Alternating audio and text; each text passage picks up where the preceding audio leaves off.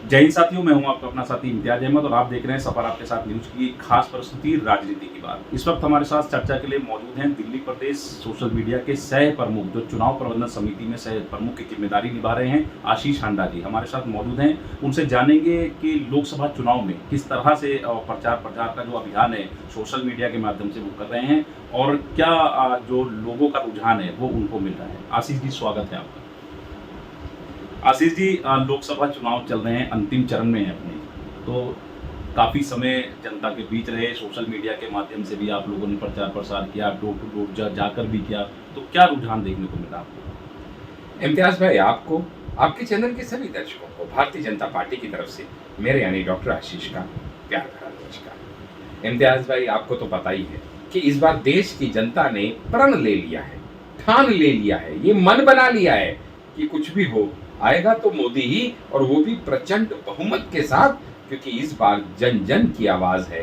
अब की बार 400 पार। आशीष जी, इस बार 400 पार का नारा जब चुनाव शुरू हुए थे जब से ही लगाया जा रहा है, तो ऐसी क्या विशेषता है, इतना जो कॉन्फिडेंट है, तो क्या कारण मानते हैं इस बार? देखिएगा, कॉन्फिडेंस इस बात का है कि अगर पिछली बार 2019 में भारतीय जनता पार्टी 303 सीटें लेके और एनडीए 353 सीटें लेके प्रचंड बहुमत के साथ आई थी, तो पिछले 5 साल में इस देश ने देखा है कि इस देश की उन्नति कहां से कहां पहुंच गई, देश का नाम विश्व भर में कितना विख्यात हो गया, किस तरीके से हर गरीब के लिए नए नए काम किए गए, नलों में जल पहुंचाया गया, नए नए घर बनाए गए, हाईवे बनाए गए, एम्स से लेके आईआईटी से लेके विश्वविद्यालय से लेके हर चीज में कैसे महिला सशक्तिकरण हुआ, देश के जन जन ने देखा है। और उसके बाद प्रभु राम की जो कृपा आशीर्वाद के रूप में हम पे बरस रही है, तो आपको क्या लगता है कि अगर पिछली बार एनडीए 353 लेके आया था,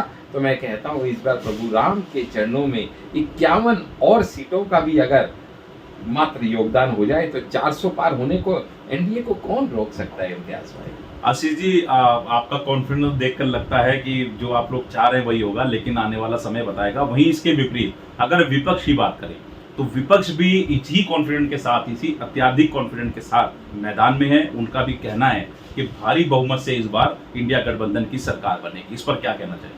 इस पे मैं कहना चाहूंगा कि ये विपक्ष के मुंगेरी लाल के हसीन सपने हैं। आप अपने चैनल के माध्यम से उनको चूंदी मार के जगाइए और उनको ये समझाइए कि भाई, तुम्हारी सबसे बड़ी पार्टी जो कि कांग्रेस हुआ करती थी, उसको आज तुम्हारा ही अपने गठबंधन के साथी ममता बनर्जी कहती हैं कि तुम्हारे तो 40 सीट भी ना आने वाली।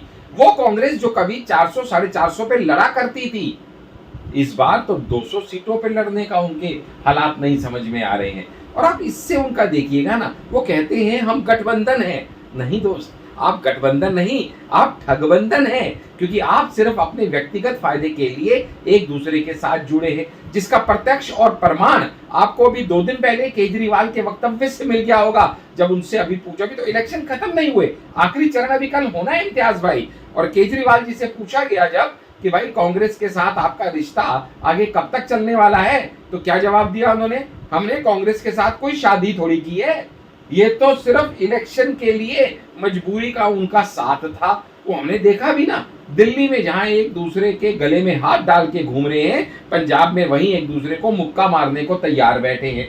आप ये सोचिएगा, ये जो विपक्षी गठबंधन है, अगर सच में ये गठबंधन होता तो क्या इनका कॉमन मिनिमम प्रोग्राम नहीं बनता? मेरे मन में एक नागरिक होने के नाते एक सवाल आता है इम्तियाज भाई। पहली बात तो ये, किसी सूरत हाल में ये इंडी गठबंधन जीतने नहीं वाला। चलिए एक बात इनकी मान लेते हैं, इनका खुशफहमी को ही हम हवा देते हैं कि चलिए मान लिए जीत गए। तो अब मुझे ये बताइएगा, अगर ये जीत गए तो भारत की जनता के लिए मैनिफेस्टो किसका लागू करेंगे?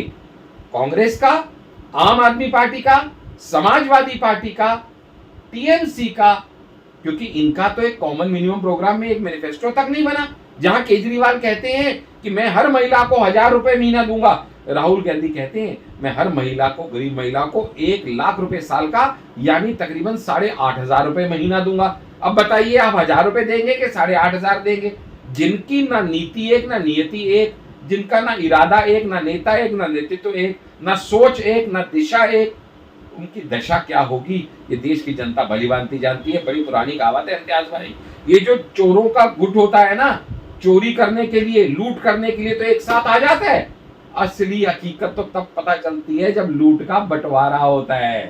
तो ऐसे ही जैसे ही इनके बंटवारे की नौबत आएगी, एक दूसरे के बाल खींचने को ये तैयार बैठे हैं। ये है गठबंधन। दिल्ली की अगर बात करें, दिल्ली में भी गठबंधन के तौर पर या आम आदमी पार्टी और कांग्रेस ने कमान संभाली है यहाँ पर, और उनका ये कहना है कि दिल्ली में भी जीत रहे हैं। जबकि 1 तारीख को जब अंतिम दिन है वोटिंग का, उस दिन मुख्यमंत्री अरविंद केजरीवाल जी को पुनः जेल जाना है, क्योंकि जमानत भी उनकी जो है वो याचिका भी रद्द हो गई है।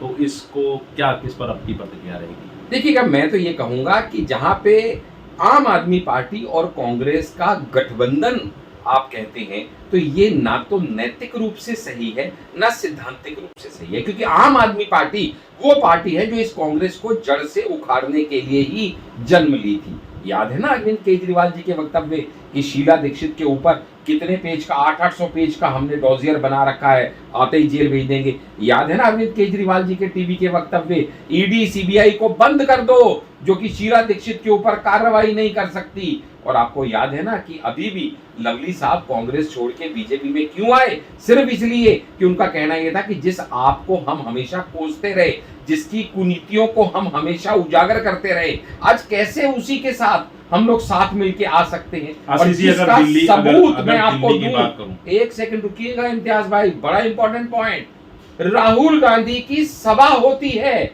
नॉर्थ दिल्ली में, अशोक विहार में, और अरविंद केजरीवाल को उसमें इनवाइट तक नहीं किया जाता।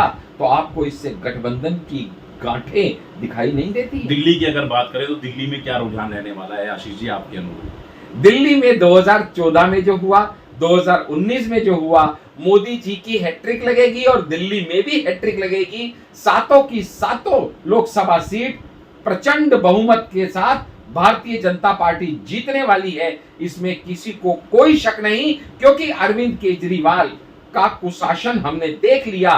जब इंडिया ही नहीं पूरे विश्व भर में सबसे पॉल्यूटेड सिटी एयर पोल्यूशन के मामले में दिल्ली बन के आई, और इस समय भी हमने देख लिया कि दिल्ली की जनता को पानी तक देने में जो सरकार असमर्थ है, बाढ़ आने पे जो हाथ खड़े कर देती है, पानी नहीं मिलने पे जो खुद को बेचारा बना देती है, पराली होने पे पंजाब पे इल्जाम लगाती है, अपनी पंजाब में सरकार आने पे बगले झांकने लगती है। तो दिल्ली की जनता देख चुकी, कांग्रेस को तो बहुत पहले ही आजमा चुकी थी, और अब आम आदमी पार्टी को भी देख चुकी। उनके पास एक ही विकल्प है, और वो ये कि अगर डबल इंजन सरकार चाहिए तो ऐसे में भाजपा ही विकल्प है, इसमें किसी को कोई डाउट नहीं। आशीष जी, ये तो रही राजनीति की बात, क्योंकि आप सोशल मीडिया से जुड़े हुए और चुनाव प्रबंधन समिति में सेवा भी दे रहे हैं। तो अगर सोशल मीडिया की बात करें, क्योंकि आधुनिकता का दौर चल रहा है, ऐसे में प्रचार प्रसार ने भी अपना प्रारूप जो है वो बदला है। कहीं ना कहीं आज लोग प्रचार को जो है सोशल मीडिया के माध्यम से ज़्यादा करना पसंद करते हैं। तो क्या कहना चाहेंगे, क्योंकि आधुनिकता के इस दौर में जो लोग इस्तेमाल कर रहे हैं, क्या उसके फायदे हैं और क्या उसका नुकसान है? देखिएगा, मैं तो ये कहूंगा कि ये दो धारी तलवार की तरह है।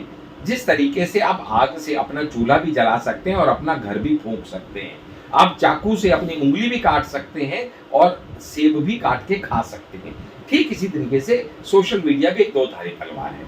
अगर आप इसको सही तरीके से इस्तेमाल करें, जिस तरह से भाजपा ने इस्तेमाल किया, तो सही तरीके से इस्तेमाल करने में आप अपने अच्छे काम जन जन तक पहुंचा सकते हैं। आप जनधन खाते खोलने में मदद कर सकते हैं, आप डिजिटलाइजेशन में मदद कर सकते हैं, आप डीमोनेटाइजेशन की इंफॉर्मेशन दे सकते हैं, आप कैशलेस मनी कर सकते हैं, आप डायरेक्ट मनी ट्रांसफर कर सकते हैं, आप इस तरीके के इंसेंटिव ला सकते हैं, इस तरह की स्कीमें ला सकते हैं जिससे बिचौलिए खत्म हो जाएं जो आज तक थे, और सीधा जो फायदेमंद व्यक्ति है, जो लाभकारी व्यक्ति है, उसके खाते में पैसा सीधा चला जाए। इतना अच्छा कर सकते हैं। लेकिन इसी को अगर आप गलत तरीके से इस्तेमाल करें और सावन में मटन बनाते हुए राहुल गांधी अपना वीडियो पोस्ट करें लालू के साथ, या अखिलेश और बाकी लोग जो है ना, ये अपना पासवान और ये सब, ये जितने लोग हैं, ये बैठे हुए वहां पे मछली खाते हुए पहले दराते को पोस्ट करें, तो ये अपना बेड़ा गर्क भी कर सकते हैं। मीडिया को भी आपने राजनीति का लाभ और हानि इसका जो है वो दर्शा दिया है दर्शकों को। तो मैं ये कहना चाहूंगा, आशीष जी हमारे साथ थे, सोशल मीडिया एक्सपर्ट हैं भारतीय जनता पार्टी के, और भारतीय जनता पार्टी के सिपाही हैं, हमारे साथ मौजूद थे। हालांकि इन्होंने सोशल मीडिया के बारे में भी हानि और लाभ के फायदे तो बताए हैं, लेकिन वो भी राजनीतिक बताए हैं। आशीष जी, हमसे बात करने के लिए आपका बहुत बहुत धन्यवाद। नमस्कार।